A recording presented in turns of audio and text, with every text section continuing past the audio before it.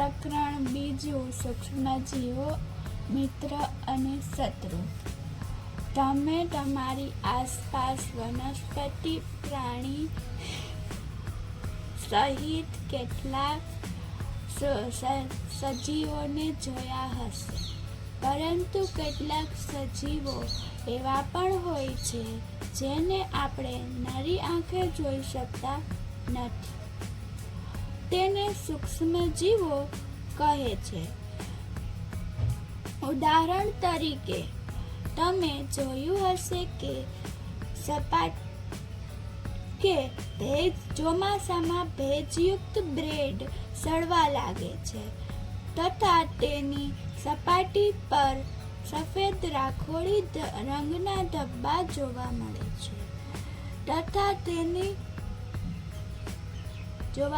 છે આપણે તેને નરી આંખે જોઈ શકતા નથી, પણ માઇક્રોસ્કોપની મદદથી અવલોકન થાય છે. તમે સૂક્ષ્મ કાળી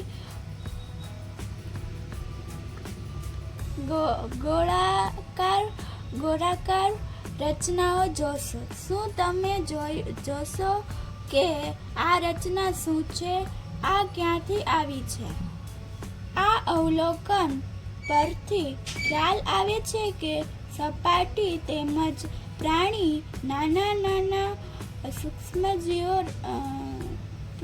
માટીમાં નાના સૂક્ષ્મજીવો રહે છે. જો કે તે દરેકને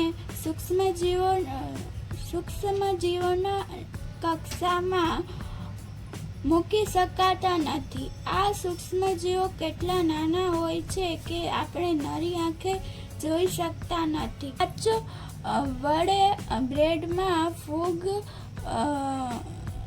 ની મદદથી જોઈ શકાય છે, જ્યારે અન્યને માઇક્રોસ્કોપની મદદથી જોઈ શકાતા નથી. આ જ કારણ છે કે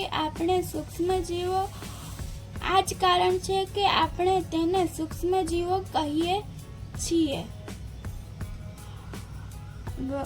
સૂક્ષ્મજીવોને 4 વર્ગોમાં વર્ગીકૃત કરવામાં આવેલ છે, જેમ કે બેક્ટેરિયા, ફૂગ, પરજીવ અને કેટલીક લીલ.